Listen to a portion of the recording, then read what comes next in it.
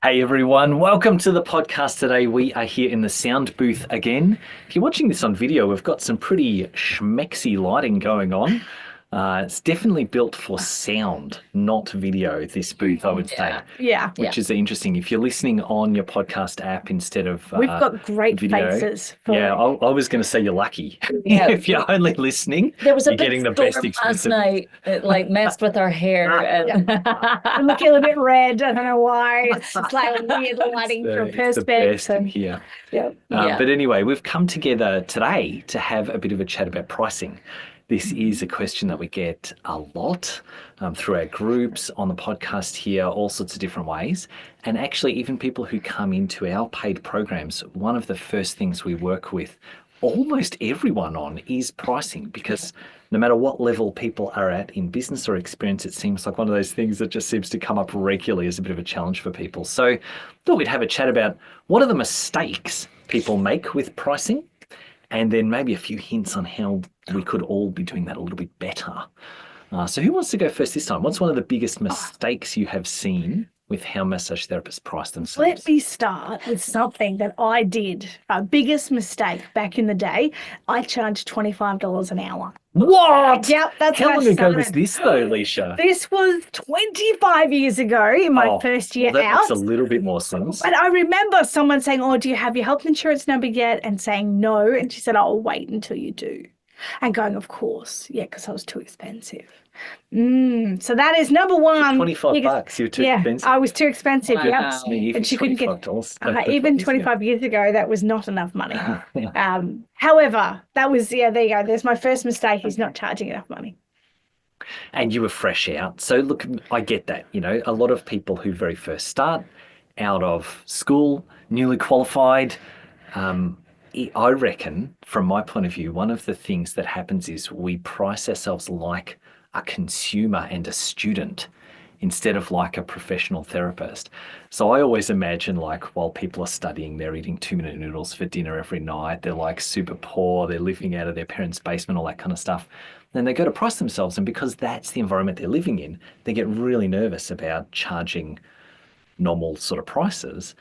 But I mean, it is a mistake, because the reality is most of your clients are not going to be students eating 2-minute noodles, living out of their parents' basement, right? Like, most of your clients are going to be people with jobs, maybe people with double incomes, even double income households, potentially professional sports people, professional this, professional that, very, very different life circumstances. Yeah. How about you, Christine? What do you see? Biggest mistake? I think from a modality specialist niche point of view, adding $10 on for your specialized skill that you spent thousands of dollars learning. That is so true. It's like, no. It's just a no from me. And like Elicia, when I first started out, I did the same thing. I added on a nominal extra amount for a specialist skill that I had spent my time, energy, and money learning. And I since changed that. And now I'm like, no, the skill is worth way more than just that nominal extra additional. The other thing that slightly off topic, is allowing the clients to choose whether they'd like that specialist skill or not. That's another no-no as far as I'm concerned, because A, they're much more price focused, and B, they don't have the education to know if that specialist skill is one that they will benefit from. And then you find yourself in a treatment room going, "Oh, this person really needs dry needling, hot stones, gentle scars, whatever." And then thinking, "Oh, but I couldn't possibly because they haven't booked for that." Yep. So it's like we hold ourselves back and we actually give our clients a disservice based on our own perception of what we could offer this person. Yeah. Almost. Yeah. So would you recommend in general then having a fixed price or a set price for you, regardless of what people are coming in for? Is that where you're going with that? I personally think that that is a great way to go, personally, because as we enter into treatment space, we're bringing all the knowledge, all of our skills, all of our experience into the space, despite what the client thinks. And I don't sort of go, oh gosh, no, sorry, I have to just pretend I don't know about that, lymphatics. Say I have to pretend I don't know about lymphatics because you don't want any lymphatic treatment in your treatment today. That seems a bit bonkers to me. So no, one price to rule them all and make sure it actually captures your value and worth. Yeah. I think another mistake we see people doing is waiting until a certain date to put their prices up. Yeah. Like I can only put them up on the 1st of January because I had a price rise last year. Yeah, and we'll literally talk to people in March who are like, oh, I know I should be more expensive. I plan to raise my prices next year for sure. And it's like, that's 9 months away. Why are you waiting that long? Yeah. And James, you have a good description that you explain like inflation and why only putting them up by $5 isn't enough or a certain percentage. That's right. We've actually got a video on this on YouTube that's fairly popular, but it's especially in the last well, I guess the whole point is that in the last few years especially, there's been high inflation. So everything around us is raising prices by like 5% maybe a year if you're just sort of averaging it out over the last few years. And if you've got a base service of $100, that means a $5 price rise is required every year just to stay the same, like the same price essentially. Pretend I don't understand what you're saying. Like talk to me in like really simple language. I haven't had enough coffee today. Come on. All right. So break this down even further. Inflation is the basic measure of how much all prices are increasing around us. So if inflation goes up by 5% in a year, it means your rent has gone up by 5%, your petrol's gone up by 5%, your bread, your oils, your peas that you're eating for dinner, everything's gone up by 5%. And if you stay at only charging $100 an hour instead of raising your prices, it's like you're actually getting almost like getting a pay cut. Yeah, like I'm actually only making $95 a session. Yeah, I'm kind of making less in comparison to everything else. Yeah. So you have to actually raise by a little bit just to stay the same, if that makes sort of that weird sense. Yeah, so if I'm putting my prices up by $5 after a year, I'm not actually keeping any of that profit.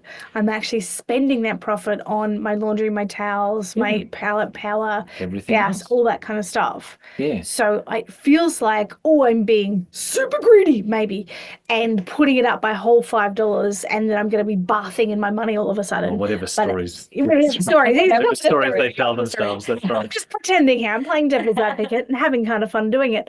And so I'm not actually bathing in my money, every night. Just having fun with that. I'm actually just spending it. And when you think about it, normal stuff. Most therapists are doing CPD or some kind of training every year. They're definitely getting more experienced every year as they just continue to work on people. So if they're only doing those small incremental price rises, they're essentially kind of charging the same when we take that inflation effect into account. They're charging the same for more experience, for more value. Never mind, they've usually got more clients if they're doing a good job of marketing and retention. So we kind of look at it and say, you don't want to just raise with inflation. You want to raise above that in respect to the extra experience, the extra training and education, the extra value you're bringing your clients, and also just because as time goes on, you usually get more clients. And I do think that's another mistake that people make is when they've got no clients, like when they're just starting out or if they haven't got their marketing together yet, they're a little bit desperate. And I completely understand. They're like, oh my goodness, I just want more people in. And they don't understand how marketing works. So they're not getting any new people booking. So when they do have someone, the only lever they think they know how to pull to try and help that happen is price. So they get like one person looking at their website every week and they're like, oh, if I could just get that one person in, I'll do a 50% discount. It's like, okay. But I think the solution is not discount. The solution is just get a lot more people actually looking at that stuff. And then you can be priced effectively, but enough of those people coming through are actually just happy to pay that price and away you go. And another thing, if we're talking about pricing strategy, another thing I will often talk about is pricing yourself to indicate your level of expertise and your professionalism, even if you are just fresh out of college, but especially if you've been doing this for quite a while. When someone is shopping around and they don't really know much about the details, potential client, They don't know what all those long words mean in the description of what you do.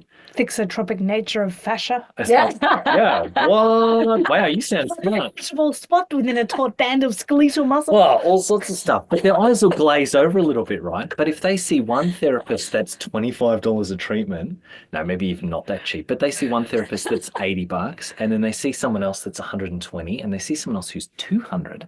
They think, wow, that $200 therapist must be an expert. They must be great. And if they have a real problem that they want solved, why would you go to someone who's not going to be able to solve it? You're always going to choose the person who appears to be the most useful and the most niched or most specialized in that area, because that's the person you think is going to solve it best. So pricing can actually help people to see and respect your level of authority and expertise and ability to solve their problem. So I always say, be reassuringly expensive. Like, we want you to be expensive enough that people are like, yep, they definitely know what they're talking about. You're definitely good at what you do, because otherwise you wouldn't charge that. That's what we want. I think one of the mistakes we see people make is they'll look around to see what does everyone else charge, and they charge less. Oh boy. Yeah. So if everybody else is charging 120, I'll just charge 115. Yeah, because now I'm like cheaper than everyone else. It's like, no. As James said, be reassuringly expensive. It's like, oh, I couldn't possibly. Yes. Yeah. Possibly. The other thing that happens as well is people look at how much their tutor or lecturer or trainer charges and think, oh, I have to be underneath that because like they taught me. And so I can't possibly know as much as they do or do as good a job as they do. Never mind that they've got a part-time job at a university getting paid for that. Exactly. And they probably set their pricing in 1985 and haven't bothered changing it since then. So and half the time when I speak to fellow educators, they are like, oh yeah, I just do it quite cheap because, I don't really rely on that for my day-to-day, bread and butter. And then our students look at that and go, oh no, I can't charge that much. So yeah, it's really common. I hear that a lot. Yeah, I remember. You remember doing when that? I started charging more than people that I'd learnt from. It was a big thing. It was like a really we call it a UTM, or if you've listened long enough, an undie tightening moment. I'm like, oh my goodness, what will people think? Who do I think I am? Yeah, like, do I have enough experiences? Really? Can I do it? And I remember putting our prices up and someone calling out, oh, I can get it cheaper down the road. And I was like, oh no, this is so bad. What have we done? And realizing that person just wasn't actually a values match, because the next 10 people who called was like, yep, great, do you have a spot on Wednesday? But I remember literally pulling the phone away because I was, a therapist back when phones were normal, and being like, what the heck? They actually want to pay this money? Okay, yeah, sure, I'll book you in on Wednesday. But having that moment of someone will actually pay this. Wow. Yeah. And I'm going to drop back to marketing again because that's my kind of bag. But what you're describing is really being seen as commodity. Like if what you are doing is just called massage, a 60-minute massage, then there's the temptation or the opportunity for people to just go online and compare that to other 60-minute massages, right? That's what we call commodity. It's just all seen as the same. So people start to be able to choose by price. But if you can give treatments a name that has an outcome or have some other way of being able to differentiate yourself, and I don't mean with the thixotrophic nature of whatever. I'm impressed you got that. I got that right, James. So good. Yeah. People, we might have edited that to make it sound even better. James, just own it. You got this. But my point is, like, what we encourage our members to do is to actually create treatments that are based on a specific outcome or a specific niche of clientele, because if you've got some very specific injury as we've got, as an example, let me be a bit more specific here. As an example, we've got a member at the moment who, as well as being an amazing massage therapist, does archery, right? Yeah. And so she can create treatments for other archers that are about shoulders and about this and that in a very specific way. Now, if you were going and you do archery and you're like, here's a therapist who is an archer, who understands all about this and is doing an archery-specific shoulder treatment or fixing shoulder injuries related to that, you're going to pay more for that because there's no one else can do that. Yep. Even if technically the massage therapist down the road knows just as much about shoulders, they're not promoting that. They're not talking about it. So it's not a commodity anymore. I can't just think, oh yeah, I'll go get that somewhere else. It's like, no, this woman is an expert and she's doing this. So we want to kind of arrange our services into specializations as much as possible and outcome-driven descriptors as much as possible if we want to avoid that comparison, the commodity comparison. Yeah. Yeah. Definitely. Well, James mentioned discounting just before. Ooh, that's a big one, isn't it? So often with the marketing, there's a trend, new clients get X amount off. Have you found that's beneficial? That's a loaded question, isn't it, Christine? Thanks for asking. You're welcome.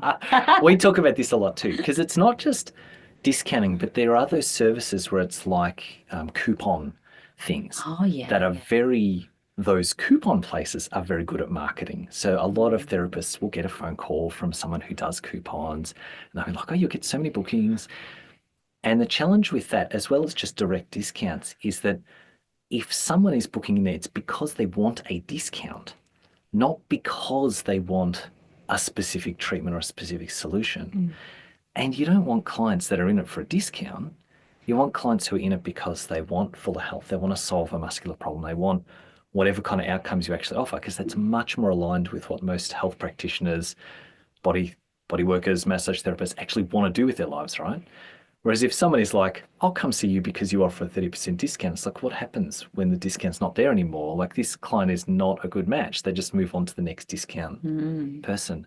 So we want to always aim our marketing at what is the biggest need or desire from my ideal client.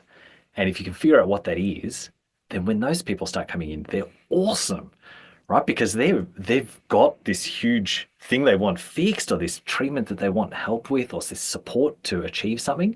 And you're there alongside them helping to do that. It's like, yeah, happy to pay for that. That's absolutely fantastic. Cool. Yeah, thanks. I think that's going to be really helpful for people to kind of hear about. And yeah, I hope so. Yeah, it's a common one, I think, common pitfall. It is a really common one. What if we do it like this? What if we say, if you've got a question about pricing, or if you're wondering what you should be pricing yourself at, or anything that might be coming up for you, and we talk about money and pricing, drop it in the comments here or send us a message, and we'll just answer them either on the next podcast episode or in the comments underneath this. So that might be a good way of finishing it off. What do you reckon? Yeah, sounds good. Sounds good. Awesome. So drop it in and we'll chat soon.